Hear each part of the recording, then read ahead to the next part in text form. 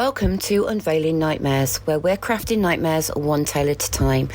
Today we have a special guest, a real special treat for you. Okay, so today's special guest is Joseph Sale. Welcome to the show. Thank you so much. It's such a pleasure to be here. You're very welcome. So tell me a little bit about yourself. Well, I'm trying to get better at answering this question, because in previous interviews, I just sort of waffle a bit. So I'm going to use my Amazon bio as like my guideline and keep a little bit more on track. I am a dark fantasy author. I also do write epic poetry, and I write writing craft books or books that cover sort of esoteric spirituality and how that can help us as creatives. Yeah. And I am technically, I guess, the Amazon best-selling author of more than 30 books. So that's who I am and what I'm about. Oh, and I'm also the creator of the Dead World tabletop roleplay game as well, if people are into that. So that's fantastic. So tell me about your books without giving away any spoilers. Yes, spoilers are the name of the game, and actually it's funny you say that because it's an issue I've always had, because I like to write in big long series, and so you sometimes get to this point where I remember one booktuber was like, I'm on book 5 of this series, I want to just gush and talk all about it, but I'm going to end up spoiling this series for all the people who are still only on book 1. Yeah. So it's a blessing to have a long series that people are enthusiastically reading through. Of course, I love it. I love creating these really long journeys that people can go on. But it also does mean that, like, the majority of your bibliography, people are maybe slightly scared to talk about because they don't want to spoil it for other people. So yeah, as I said, the majority of my books are dark fantasy novels.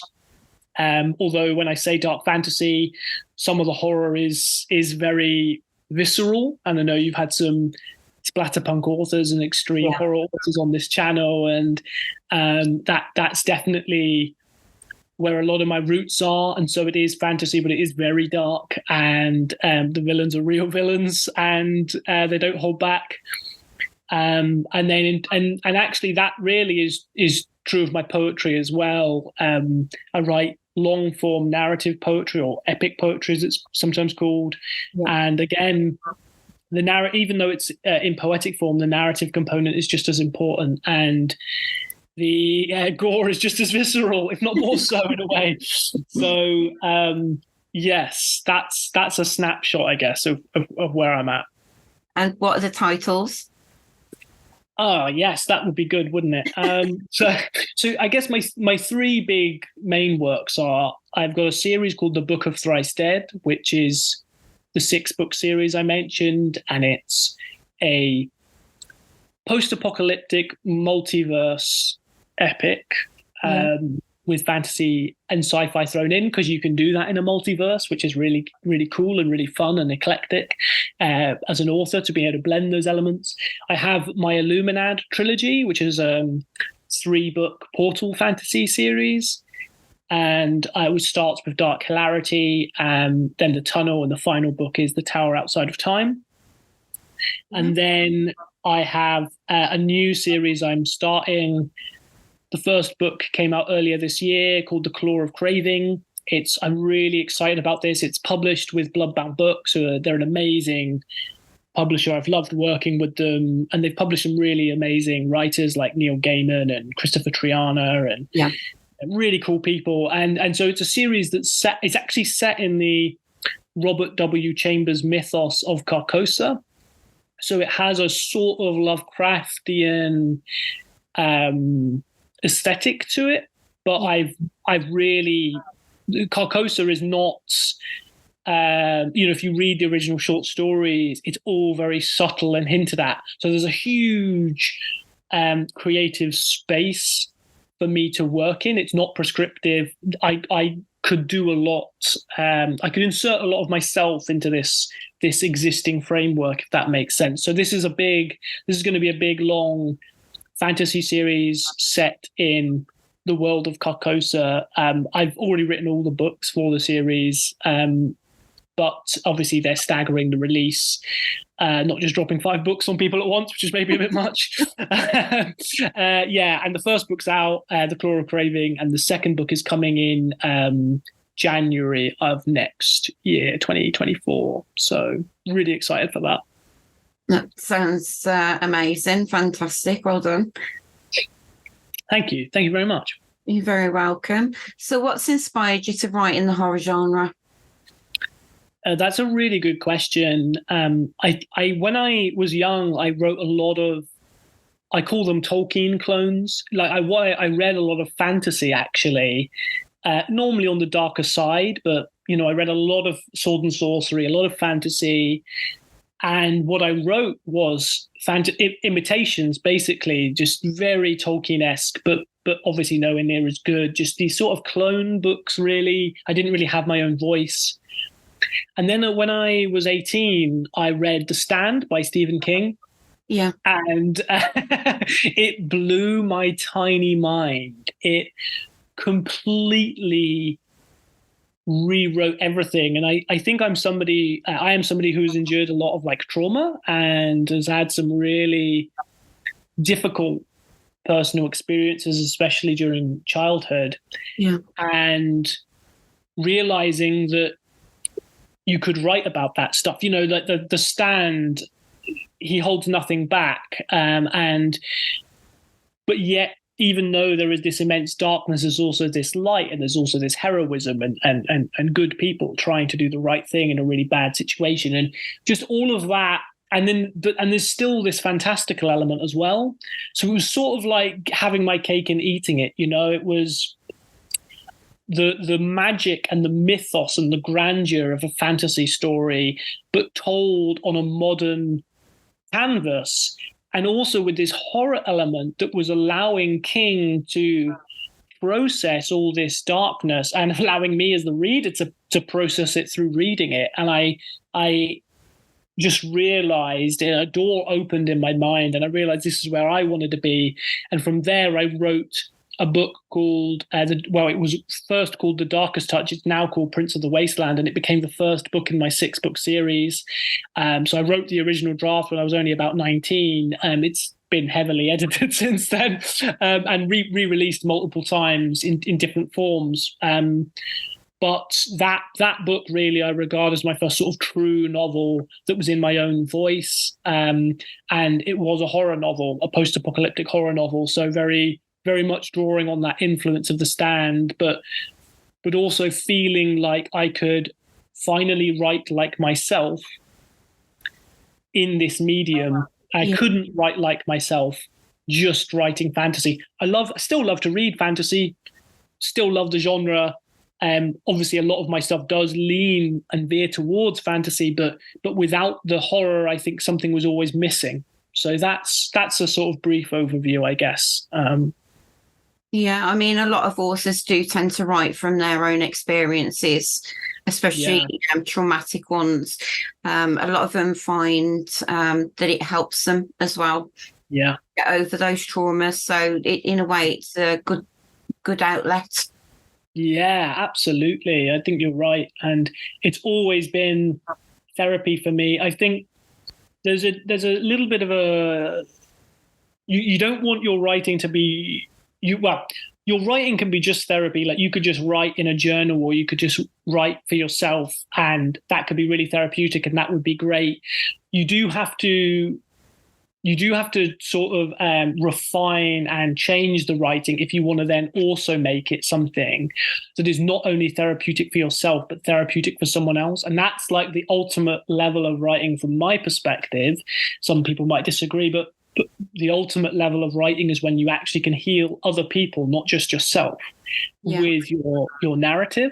And that's a truly magical, powerful thing to do. And so that's what I eventually aimed towards. But even though that there's that aim of like helping someone else, that doesn't change the fact that writing has always been, as I say, a therapy for me, an ongoing therapy. And it's really interesting because things crop up in my stories before I have consciously processed them. Yeah. Like, I will have a realization, have a conversation with my wife, who does actually happen to be a clinical psychologist, which is helpful as a writer, or, a friend or a family member or whatever. And I'll have some revelation about, something I need to do or something I've been blocking or hiding or whatever. And I'll then go back to the novel I'm working on and realize that, 3 weeks ago I was writing this scene and it perfectly sort of describes what I'm going through now. Like the unconscious, subconscious mind is ahead of the conscious one in terms of its processing of things. And so, yeah, writing is a really fascinating process when you start to realize how much of your own mind is being healed and shaped by what you're writing, really. And the writing is ahead of you as a conscious entity. Yeah, I've got to ask, how does your wife feel when you come up with some of the sort of like the extreme horror? I think you're going crazy. Yeah, it's actually good that she is a psychologist, because she can view things in a very detached manner. Whereas maybe somebody who wasn't in that profession might, as you say, think, oh, he's completely mental. But she understands that it's an outlet, and she understands that, for some people, they love reading about people being tortured, and fair enough. Like, to each their own. That I really don't feel that. But if a story is withholding darkness, I feel cheated. And for me, there's a truer reflection of reality and a truer reflection of that sort of, if you want to use the word spiritual, like that spiritual journey we go on in life, when you have to go through hell to get to the other side of it. Yeah. And so there is, in other words, there's purpose behind the madness. There's purpose behind the really gnarly torture scene or whatever. I always, like there to be a reason for those dark horror elements, rather than dwelling on and enjoying the darkness just for its own sake, which to me is not as enjoyable. And I think a lot of horror authors feel the same way, right? They don't put their characters through hell because they're sickos who enjoy it necessarily. There may be one or two who do, but they feel like a sense of that, this is part of reflecting this journey that we've all got to go on. Yeah, I completely agree. So, do you remember the very first horror story that you ever wrote? The first horror story that I ever wrote, it possibly is Prince of the Wasteland. Because, as I say, I was very in the fantasy world. And some of my fantasy did have horrific elements. But I think the first breakthrough was this post-apocalyptic horror novel that ended up becoming the foundation, really, of my whole writing career. That series, The Book of Thrice Dead, is, to me, it's my calling card. It's the most sort of distinctive and personal thing that I've written. If I want people to think, like, who am I as a writer, that is sort of what I direct them to. Yeah. And so, yeah, it was this post-apocalyptic story set in a sort of post-nuclear New York, actually. And it follows this character called the Prince, who has only got one eye, but within the empty socket of his face, there is a power that allows him to see the future in dreams. And he is trying to retain control of this shattered world via followers whom he calls the apostles. And each of them is also gifted with a power. And the novel explores, like, where this power comes from, what's really going on in the sort of deeper cosmos, and what happens when we abuse our power for these nefarious purposes. So, yeah, but some scenes in that book get really, really gnarly. So, that's definitely my first horror story. And this idea of the horror, there's like, we've mentioned gore and torture and splatterpunk and that kind of thing, but there's a more sort of, I guess, traditional or supernatural horror in it, in terms of, he can see the future. He's always watching. He can see into men's hearts, and he knows that truth. And there's a horror that emerges from that as well, not just a sort of gore horror, but a more forbidding and tense type of horror as well. Brilliant. So how do you come up with the dark and eerie settings in your books? That's a really interesting question, actually, because my books often are portal fantasies. So in other words, there's a relationship between like a fantastical world and a real one. And I think I often joke that the fantasy moments in my books are actually the ones that are drawn from real life, and the realistic mundane stuff I have to make up, because my life has been so crazy and so loaded with supernatural experiences. Oh my God, just so much crazy stuff. My friend Rob has a theory that I'm like just a walking transceiver for like supernatural phenomenon. So invite me into your life at your peril. But in terms of the settings, like they often are grounded in some form of reality. Like I mentioned, New York. I went to New York when I was very young. I was in what we call in Britain college, but our American friends call high school. And it just left such an impression on me. It had such an interesting energy and a vibrancy, and it was so different. And I found myself imagining what the city would be like if there was no one here, and so that formed the sort of set. So personal experience on the one hand is a very obvious answer to your question. Is how one finds settings, and asking those questions, about, okay, well, this is New York City, it's bright, it's vibrant, but what happens if I go down this street? And and then the whole tone of the city changes, and there's threat, and there's real darkness in that city too. So then you take that small element and you draw it out for the novel, right? And you explore it more deeply. But then in terms of fantastical settings, I think it's if you want to go to fantastical places and make them real for people, then you have to, what a lot of writers, I think, particularly fantasy authors do, is they take like an ancient culture and they just like translate that. So they take the Romans, or they take medieval feudal culture, and they just like dump that into their novel and say, well, this is my fantasy setting. It's a medieval fantasy or whatever, or it's steampunk. I think of things a bit differently. I think, well, a fantasy world is a world in which the rules are different. And so once you think about what those different rules are, the world is created from that point, and the settings are created from that point. So if you're like, I need there to be a swamp, for example, in this fantasy world. And I'm just making this up on the spot here, but you think, well, what are the rules of this fantasy world? Do the rules permit there to be a swamp? If your world has two suns, it's not going to be very likely there's a swamp, because like everything's going to be dry, right? Or maybe not. Maybe they're very weak suns. But you start to think about like, what are these rules? And those rules aren't just like those were very physical type rules that I was discussing, but for example, one of my fantasy worlds, Dieshta, which is in the Illuminad series, you can only reach that world via dreams or drugs. Yeah. And you can only stay there for as long as the dream or drug permits.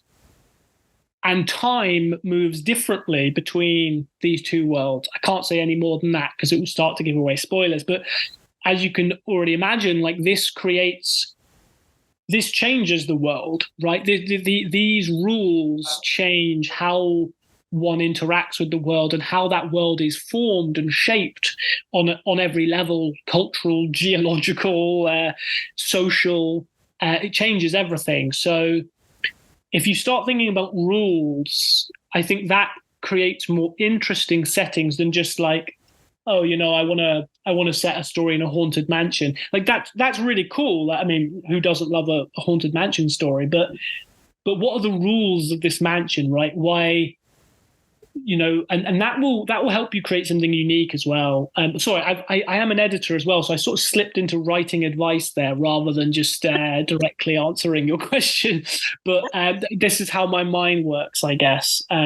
So to answer your question, I create rules, and then the settings are shaped by those rules, if that makes sense. Yeah. So I've got to ask, what are your supernatural experiences? I dropped. You opened the door for that one. Yeah, I did. I dropped it and then wandered off. I mean, there's so many, and it's been ever since I was a kid. I mean, one of the big recent ones has to be, which I wrote a whole book off the back of, and it was almost like a transmission. But when I went to Glastonbury, not the festival, but the actual town, the city, and during a period of like real crisis in my life, and I went to the Chalice Well Gardens, which, for those who don't know, is this incredible sort of preserved sacred space where it's just like it's like Eden. I mean, it's honestly, you have to see it to believe it, but just the most rich and beautiful, alive flowers and trees and bowers that you could just imagine. And it's as well as located where there's this legend that Joseph of Arimathea, who was the secret apostle of Jesus, carried the Holy Grail there. Yeah, way back in the day. And so there's this rumor that the Grail is there. It's where Avalon really is. And the waters of the well are said to be healing as a result of this. And certainly the waters are astonishing, whether you believe in the myth and the magic or not. Like, the waters are clearly incredibly nutrient rich, and the flowers are evidence of that. Everything growing around it is evidence of that. But so I went to the well and I like washed my hands and feet in it, and then you go upstream and then you drink from it, and then I went into the gardens and I was praying, and I'd come to this place in a period of absolute crisis in my life, really, where I just didn't know what to do and I couldn't see any ways out. And I offered up, all of myself really onto this sacrificial pyre of like inner discovery, in terms of, I need to know what my purpose is, and I'm prepared to sort of give up all this materialism for this knowledge. And to my astonishment, this angel appeared before me and commanded me to do various things. And from that, I wrote my epic poem, Virtue's End, and changed my life entirely and completely turned my life around. And so that was only in 2020. That was only 3 years ago. That was a recent experience. It was on 29th of September, which is actually, hilariously, is Michaelmas. I found out subsequently after the experience that it's the day of the Archangel Michael, and I do think of it as Michael who appeared to me. So, maybe I'm crazy, and some people do think that, but to me, when you have an experience like that, and it's something that a lot of people who have these sorts of experiences do attest to, is the reality of it is, when you're drunk and you're drunk, or I've personally never been high because I don't do drugs, and I do that for health reasons and various other things. I don't judge anyone who does, but it's not for me. But you're drunk or you're high, you're drunk and you're high, and there's an ephemerality and an unreality to the hallucinations that you might see in those conditions. But I was stone cold sober, and it was more real than reality. It's more real than the laptop in front of me now, and more real than anything I'd ever experienced. It was shockingly real. And a lot of people, it's a cliche, but use this expression of like, waking up when you have these experiences. It was like waking from a dream, and realizing that all this emotional turmoil and self-doubt and criticism and all this stuff was sort of was actually the fantasy, being created by my brain. And there was this deeper spiritual reality that completely superseded the fake reality that I was living in. So all a bit like, whoa, hippie, new age, heavy stuff. But that's the truth of the experience from my standpoint, I guess. There's a lot of people that are quite dismissive in today's age, I suppose. Yet there are a lot of experiences out there that it makes it almost to the point where it can't be dismissed anymore. Yeah.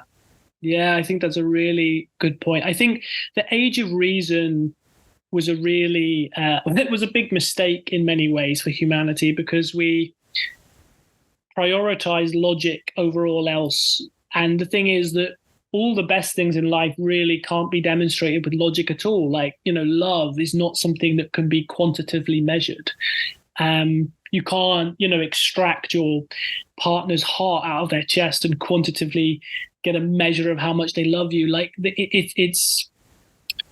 it's ambiguous, essentially, and that's just one very obvious example. But as you say, as well, the idea of logic and the world is just completely material and there's nothing beyond it. What we see, feel, and touch, is there's two really fundamental flaws with that. The first is consciousness itself. Like, consciousness is still not properly explained, and there's some amazing books on consciousness that really show how truly remarkable it is. But the second refutation, really, of this completely materialistic worldview is, to my mind, science has very categorically proved that experience is temperamental. Like, me and you will come away from this conversation with very different thoughts and feelings and memories of how it went about. And somebody might say, oh, well, but you've got a video recording. But anybody looking at that video recording will, again, have a completely different impression of what transpires. In other words, our perceptions are really faulty. We don't perceive reality accurately at all. So the notion of oh, well, we've correctly worked out how the world works. How have you worked out how the world works? Like, your perception of reality is not true. So your own science has disproved itself in a way. I'm not anti-science at all, but I just mean that science has to be tempered, right, with this other side, the yin to the yang of science. Hard facts, are important. We do need technology. Without fire, where would we be? Without walls to keep us warm, where would we be? Without wonderful communication technology, this conversation could never happen. So science is great, but tempering it with that emotional and softer, more spiritual and intuitive side, I think, is like the way forward for us, rather than just trying to go harder and harder into materialism, because where that leads is the culture that we have, that's addicted to work and addicted to results and addicted to instant gratification, and all these problems we have in society, they're all problems derived from the left brain, really, like trying to make people into machines, rather than saying, well, okay, it's healthy to be skeptical. It's healthy to question organized religion. It's healthy to, have doubts. It's human to have doubts. But, fundamentally, there could be this much bigger, richer, more beautiful world that we could open ourselves up to. And really, that's the aim of, to bring it back to writing, because we've gone way off topic, but that's my fault. I do apologize. But to bring it back to writing, like, that's what I hope to do in my fiction, is open people up to, like, these different realities, and convey a little bit of what it felt like to have some of the experiences that I've experienced, I guess. So which horror authors or works have influenced you the most? That's a really good question, and brings it back down to earth as well, which is good. Clive Barker is one of the biggest. I adore Clive Barker. I think he's amazing. And again, has that flair for like blending horror and fantasy and marrying those two things I love so well, and making you feel that the spiritual and the supernatural, making you feel the reality of that. Obviously, I've mentioned Tolkien already, but he is still a huge influence. And it actually, you know what? It's less his world building for me, and it's more his use of language. It's just the more you study it, the more you realize how precise and beautiful it is. Also, hugely influenced by a lot of classic writers. I really love the Gothic masters, you know, Mary Shelley, Stoker, Charles Maturin as well, slightly lesser known, but Melmoth the Wanderer is just fantastic. So yeah, it's the classic writers for sure. Clive Barker, Tolkien, and in terms of like a really contemporary writer, I really love Krista Wachowski's work. She wrote the Sick trilogy, and she's writing the Sculptor trilogy now. First two books are out, final one's coming soon, I think, very soon. Phenomenal writer, and she writes sort of more psychological horror with a splash of gothic, and some erotic, really, really erotic elements too. Oh boy, if you, it's not good for somebody who has never read anything like that before. It might overwhelm you, but if you're listening to this and you are interested in that, then definitely get involved with that series. So what's the most challenging aspect of writing horror for you? I think it's really hard to make people scared. I think, you know, I often say that fantasy's aim is to like make someone experience awe and wonder. And I think even in our quite cynical modern society, I think it's still like quite possible to do that. And I guess I feel more confident and comfortable doing that. And I am drawing a lot, as I said, from these very intense personal experiences to help do that. Yeah. But it's much harder to convey fear. Like I've been super scared many times in my life. And some of the supernatural experiences were, you know, gave you the heebie-jeebies. But conveying that in prose is really difficult. And it's as much about what you don't say as what you say and what you leave out. And there's a real challenge to doing that. And I would never claim to have mastered it. It's a constant learning process and a constant deepening of that understanding. It's, you know, King gets a bad rap, and I myself have critiqued King in the past, but you know, you go back particularly to his early novels, but some of his recent ones as well, and there's just some passages in it, and you're like, how did he do this? You know, how is it so scary?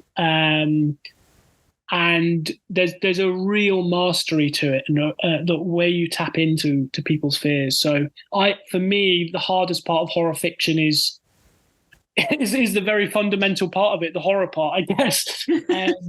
You know, gross, as King said, I think once, he's like, I'll make you feel terror, but if I can't do that, I'll make you feel horror, and if I can't do that, I'll gross you out. And I think a lot of writers have that same philosophy, you know, like, okay, I'm going to try and scare you, but if I can't do that, I'll gross you out instead. Making someone truly scared and evoking that terror is a real art form. So have you ever scared yourself with anything that you've written? Oh, yeah. I've abandoned stories as well because I'm like, I can't finish this. It will mess me up way too much. The act of finishing it will do too much psychological damage. And I want to be in this for the long run.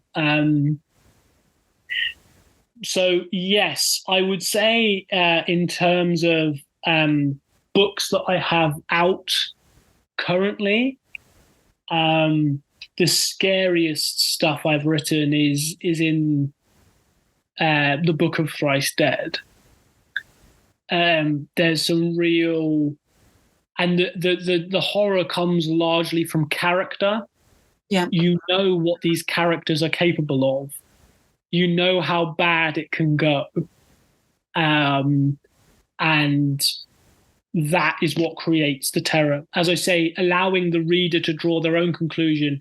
You show them some stuff at the start. You show them what the characters are capable of, and then you put good people in the way of these characters.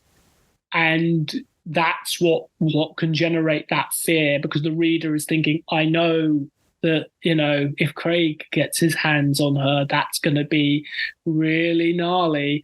Or actually, I won't say that character's name because that will maybe reveal too much. But you know what I'm saying. I think my general strategy for horror is definitely to create characters who are scary by virtue of their immorality or their power, or the combination of both of those things. And then you feel this empathetic horror for people who end up caught in their path. Yeah. I think some certain characters can scare you, can't they, when you sort of start writing them and you sort of like get lost in them as well.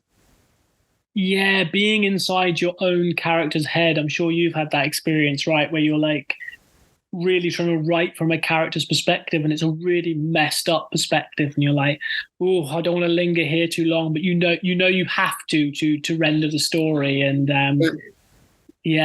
like the labyrinth. Actually, I mentioned Melmoth the Wanderer earlier, and that's like one of the best examples of it I've ever seen. He uses both framed narrative and epistolary narrative in combination to like inception you, basically. He like keeps going down the layers of narrative until you don't know what's real anymore, and you're just inside this horrible character's mind palace, like this fucked up mind palace. And it just dethrones you, just derails you, like it unseats you. It pulls the ground out from under you, like you get lost in the labyrinth of this guy's mind. And it's so brilliantly done. It really makes you question everything. And as I say, it's like Inception, but written in 1820 and horror. Really, really quite brilliant, if anyone's interested. So how has the horror genre evolved over the years, in your opinion? That's a really good question. That's a zinger, that is.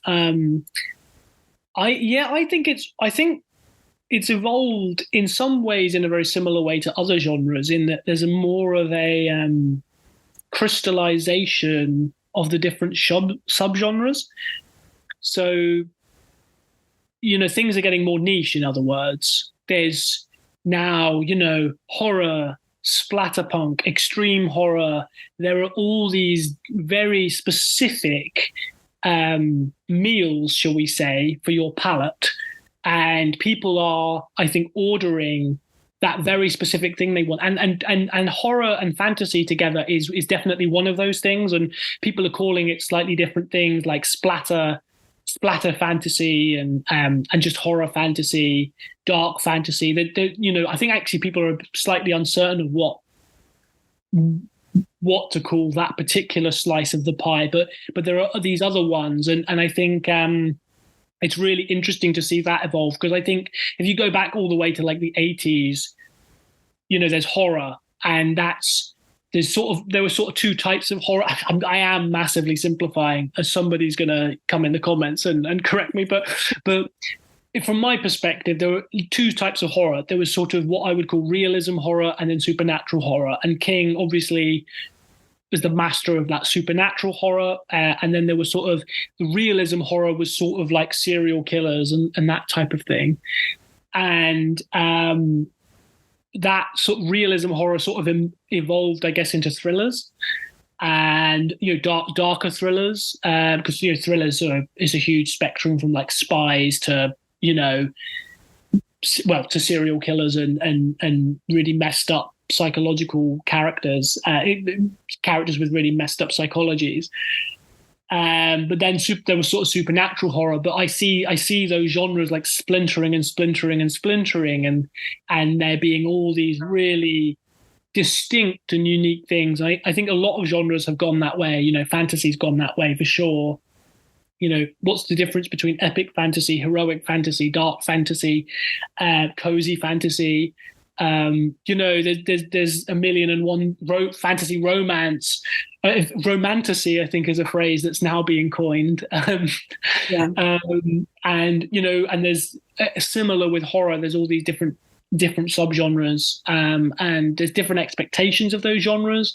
And I think if you're a writer, I personally fall into this category, and I don't know if you would too, but possibly you do, is, if you're a writer who enjoys splicing and blending genres, it can work both for and against you.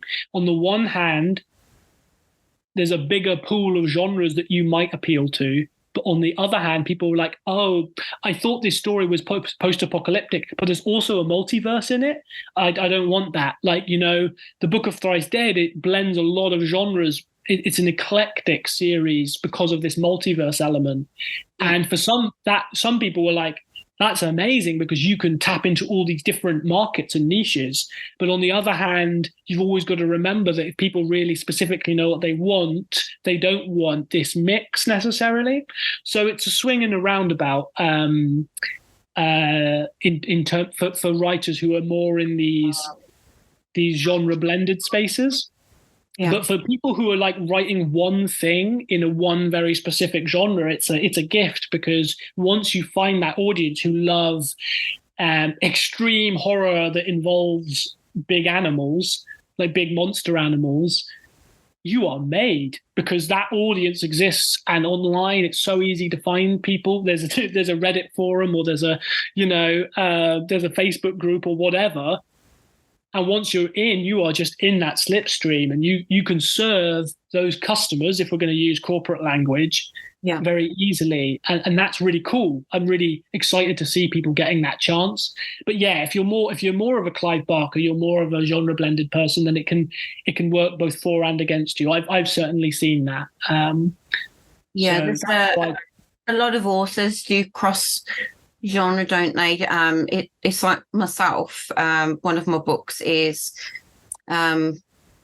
basically, people have said that it's splatterpunk, body horror, extreme, and erotica. To me, it's just horror. There you go. But I think a lot of people do, when they do write, they do cross over into different genres. So it is hard to sort of like place one particular book in one subgenre when it actually does fall into quite a few. Yeah, that's a really good point, Krista. And I think it's also really interesting because as a writer, I'm not personally thinking, what genre is this book when I start writing? I might just have, maybe I might think really broadly, there's a fantasy novel or whatever. But I have an idea for a story. I have a powerful emotion that's associated with the story, an impulse, a muse, if we want to, go back to that spiritual thing we were talking about. So I'm writing in service to the story. But I think increasingly there's a bit of pressure on writers, as you say, to write to these niches. You must write a splatterpunk buddy, and it needs these elements if it's going to be in this genre. But that's not necessarily how stories organically and creatively evolve. They evolve in a bit of a different way. So it's, again, some writers are very workmanlike, and they're very happy to be like, I'm writing to my genre conventions, and I'm happy doing that. Yeah, that's great. I've got no problem with it. But obviously, just not everyone is like that. And I love blending genres, and I write in a very, although I use structure, the 5-act structure, that's what I teach in classes, and I'd highly recommend it to anyone starting out because it's a really good template for you. But even though I use structure, I do write very organically. The Book of Thrice Dead evolved over 8 years, and each book is very different. And characters took me to some very unexpected places, and I allowed them to do that. Yeah. And I think that for writers like who are like in that same boat as me, and possibly you as well, it's a bit tricky when people are like, I want this book in like this genre. And I'm like, well, it doesn't really work like that. I don't just press a button and give you that book in that genre you want. The story has to really connect with me on a deep emotional level. And we change and grow, when I was younger, I did write some really extreme, gnarly horror. I mean, I wrote a book called Orifice, which I think the title tells you all you need to know. That's a splatterpunk book, right? And it's out of print currently. And that's the thing. People are like, oh, you should put it back in print. And, the Books of Horror group on Facebook and some other groups will be really, really into that. And I'm like, yeah, I could do that. And I'm not ruling it out, but that book really doesn't reflect how I write now. Yeah. And the emotions behind that book are very, very distant from me. Whereas some books, as I say, The Prince of the Wasteland, even though I wrote it when I was 19, which is a long time ago now, I still connect emotionally to that book. That book still really feels like, yeah, that book reflects who I am. So re-releasing that book, updating it a little bit, editing it a bit, new cover like that's no problem, because it still resonates with who I am as a writer and who I've become, shaped by those experiences. But like Orifice, I'm a bit like, that doesn't really resonate so much anymore. That that was a time that I was in, and I'm not so sure it's what I want to be putting out now. So it's a really interesting time we're living in. And I think these, just sort of rambled a bit, but to say one last thing about the niches that are emerging, I think it is a necessary thing that needs to happen, because in order for there's so many writers, it's so saturated. And I don't mean that in a negative way. I just mean that there's more people on the earth than there's ever been before. We've got technology that allows us to be more creative, in terms of more people are able to write books because we have word processing software, and we have self-publishing, really good self-publishing now. It's on the same level almost as traditional publishing in terms of the quality of the final product. You'd have to go to bookbindery to really take it to the next level. So because of that, you have to distinguish yourself. How are you going to be in a sea of writers? Back in the 80s, how many writers were there really writing horror? I mean, I'm sure it was thousands and thousands, but there's millions now. So it's a different ball game, and the industry has to change in order to in order for us all to survive, and in order for things to just keep working, basically. So how do you feel about the AI that's started poking its head up? That's a controversial question. I'm not in favor. For a start, I have yet to encounter any text-based AI that can write interesting fiction. It really, I don't think it can do that yet. People are like, oh, give it a few years. Yeah, okay, maybe in a few years, but I really just don't think it can write on any level. I've read samples people have sent me that was written by AI, and it's dreadful. It can't hold a thread. It can't hold a theme from scene to scene. It can't develop character. It can only regurgitate stuff it's subsumed online.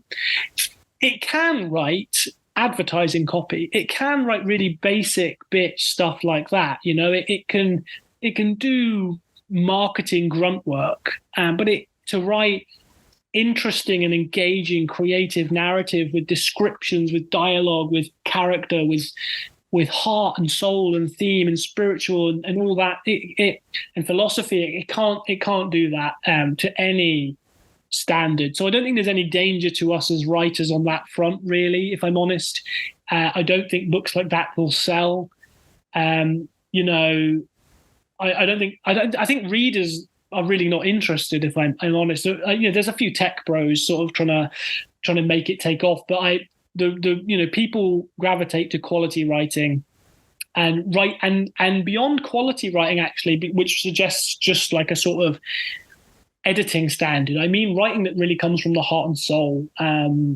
Those are the stories that you see people really resonating with, and the really big successful writers, I think, write with a lot of heart.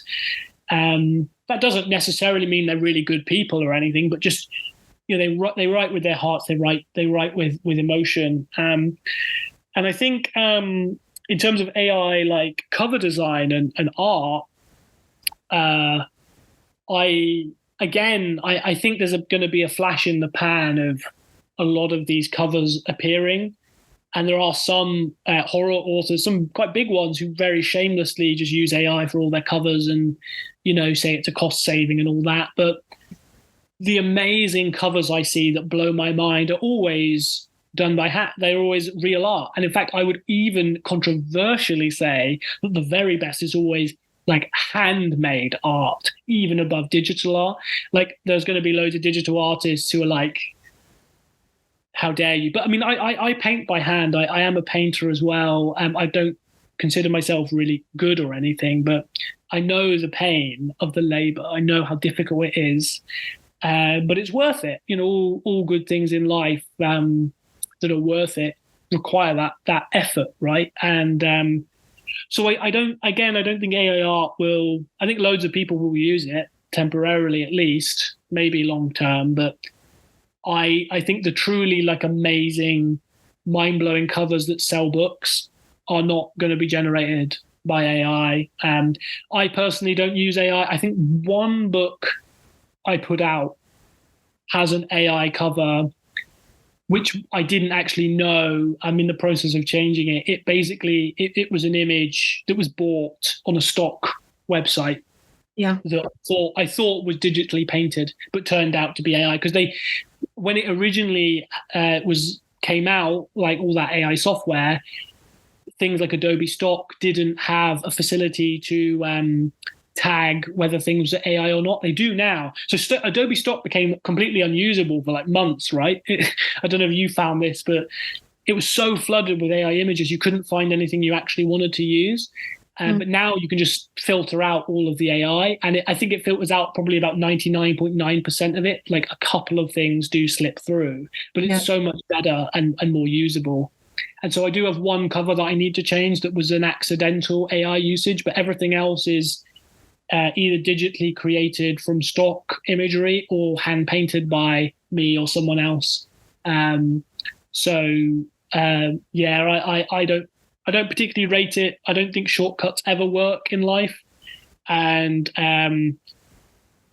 I don't actually think it has much of a future, if I'm honest, other than doing menial tasks, which surely that's what we want AI to do, not doing really beautiful creative things. Surely we want to be the ones doing the beautiful creative things and leave the marketing copy to the robots, right? That's surely the correct way round. Yeah, you're right. So have you had any memorable reactions from readers that stand out to you? That's a really good question. I on a more like heartwarming level, Leslie of the Nerdy Narrative, fantastic booktuber, definitely worth checking out. Obviously, also everyone should subscribe to Unveiling Nightmares as well on this channel. But she read the complete Thrice Dead book series, and she reviewed every book, both written and video, and her comments at the end. I think the quote, my favorite quote across the whole thing, she says some really beautiful, like eloquent things, but at one point she just put out a big post and she was like, Joseph Sale is a fucking genius, and that was like taped to my wall for a while, as just I don't necessarily believe I'm a genius, but it was so encouraging. It was great that somebody had really got it. I've also had some really funny, like, outrage reactions. Like I know there's a big twist in the final book of the Illuminad trilogy. And I did get people emailing me in like, you absolute bastard. How could you possibly do this to me? So that's really fun when you've actually like messed somebody up so much. Actually, that is another book that's got more of the horror fear factor, like scare factor. There's a villain in it who's really grim, and the ending gets quite dark. And there's this big reveal. This like, sort of changes everything you thought you knew about the whole series, which obviously I'm not going to say because I don't want to spoil it. No. And the final thing that in terms of reactions is I have had lots of people beg me for a spin-off book about a certain character called Dr. Monaghan in the Thrice Dead series. Everyone wants the Dr. Monaghan spin-off. I think personally it's an insane idea. Like he is such a mental character. I don't know how I could get a whole novel. A whole novel with him might be just too much of him. But I did do a prequel novella with him in it, short 10,000 word prequel novella, which is actually what I use as my reader magnet for my mailing list. So if you sign up to my mailing list off the back of this, I'll love you forever, and you also get a 10,000 word novella from the series free. Yeah. And that's what I used to like attract people to the mailing list and to that series. So I did sort of do that, but in terms of but they want like not a prequel novella, they want like a separate big full thing of him on his adventures, and I'm like, that's just so mental. That it's such a crazy idea, but I'm still thinking about it. So I guess there's maybe is something to it. But that's really rewarding. I'm sure you've had the same where people are asking you for more of something. They say, we like this, we would like more. That's an incredible reaction to get. So yeah. So have you got any upcoming projects that you're excited about? Yeah, I've got loads. I am quite prolific with my releases. I try to do at least 3 a year. I can't always make that, of course, but I do try. And in January, I actually have a double release. I've got my dark fantasy, Clive Barker-esque epic poem, The Lord of Desire, coming out on the 8th of January. It's up for pre-order now. That's got a hand-painted cover out of interest, our AI discussion. That's a really, really cool story. If you like sword and sorcery or you love Hellraiser, or the two put together, then you'll like that book. And I've also got my second book in the Carcosa series, which is called The City of Corpses. That is coming out in January next year. There's a cover reveal coming soon, I think at the end of this month, the publisher said for the cover reveal. So January is going to be a bit crazy. An epic poem and the second novel in the series both coming out in that month. Hopefully that'll be really, really fun and exciting for people. And that's probably the next big thing from me to look forward to, as people are looking forward to it. So. Yours, I hope they go well. Thank you very much. Yeah. Thank you for giving me the opportunity to chat to you, to spread the word about them. I really appreciate it. No, that's fine. You're very welcome. So what advice would you give to aspiring horror writers? Oh, that's a very good question. And my answer always changes, I guess, as I go deeper into it. For an aspiring horror author, horror specifically, I think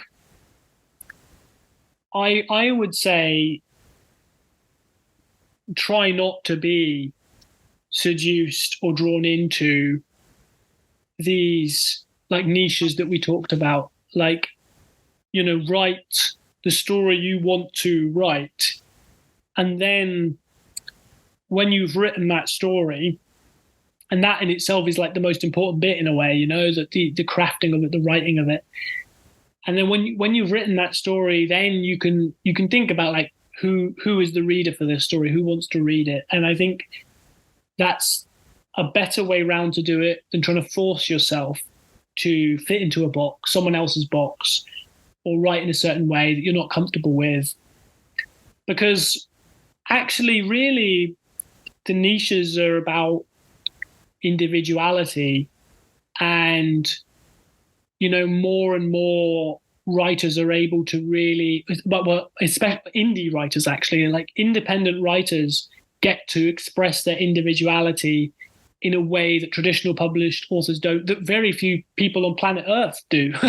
And so that is wonderful. And so don't shy away from that. Don't think, oh, I've got to follow these genre conventions if I want to write in horror. Like, no, you break them, and write the story. If you want to write a haunted house story, but about gnomes, like, you do that. That's actually a real project that I worked on by someone else, which I can't say more about. But like if you want to go wacky and write that story that only you can write, because that is your niche. That is carving your niche, is writing the story that no one else can write. And as much as I think sometimes, oh, I could have really tapped into this market if I'd written the story like this or that, I'm like, yeah, but then I wouldn't be me. Then I wouldn't be Joseph Salem. My books wouldn't be the books they are. I wouldn't have had the reviews I've had. And, I wouldn't be so happy doing what I'm doing. So I guess that's my advice. It's basically be yourself, which is corny and cliche in the extreme. But I think there is a lot of temptation to conform and write to genre and write to market expectations. And I think it's the wrong way around to do it. Tune in to your inner being, your inner self, your muse. If it's a big demon woman, cool. If it's a nice fairy, cool. If it's a wise dwarf, cool. Like, whatever your muse looks like, the goddess Pallas Athene, tap into that muse and write that story that you really want to write, and everything else will flow from that. That's fantastic advice. Thank you. So, a haunted house with gnomes. Yeah, like, have you ever read Grady Hendrix's Paperbacks from Hell? Did you read that? It was won the Bram Stoker Award for nonfiction. It's like an amazing book, and it goes through horror through the ages and shows how all the genres like shifted and changed, and eventually, of course, sort of died out in terms of big publishing and became more like thrillers, or thrillers like took over the place of horror. And in it, he talks about like how horror got less and less wild. Like, the early horror novels were just like so bizarro and bonkers. Bizarro, that's another great genre. And like evil leprechauns and gnomes were just everywhere, like absolute madness. But yeah, there's a horror writer. I won't like spill all, but look out for. It's in a short story collection, but there are some evil garden gnomes, and it's scarier than you think. Like, unbelievably, I know you probably do not believe what I'm saying, but unbelievably, it is way scarier than it sounds. And that was a book I edited. I don't know whether it's out yet, but which is why I'm hesitant to say like the name and the author. But definitely worth go. That's the joy of indies. You can go into these weird places. So yeah, Paperbacks from Hell from Grady. It's full of like these old books that are just, you read the premises for them and just like, how did this get? This wasn't an indie author. This was somebody who's like traditionally published, got this out. How things have changed. Yeah. Yeah. So that a lot of weird stuff is in Paperbacks from Hell, but like also, yeah, if you scour the indie horror scene for any length of time, you will find enough weirdness to satisfy your deep curiosity. Well, thank you very much, Joseph, for coming on the show. It's been a delight having you here. Thank you. You've been a wonderful host. It's a real honor and pleasure to be on here alongside such other excellent authors, and really love the podcast. And you know, again, it's been a real pleasure. You're very welcome. Is there anything else you'd like to add? No, other than the usual, not to sound too corporate, but please do find me on social media. You can find me at Joseph Wordsmith on X or Twitter, whatever it's called now. And you can also find that free book I mentioned on my website, which is themindflayer.com. Just no spaces or underscores there, just themindflayer.com. If you type in Joseph Sale author, eventually comes up into Google. It would be great to see some new faces in the halls of the Mind Palace, the Mind Flayers Mind Palace, or to see some new friends on Twitter. That's my little salesy bit. But again, thank you so much, Crystal. It's been a great interview. Stay tuned, dear listeners, for more spine-tingling tales and dark discussions in a world of extreme horror. Until next time, remember the nightmares are real, and here on Unveiling Nightmares, we're crafting nightmares one tale at a time.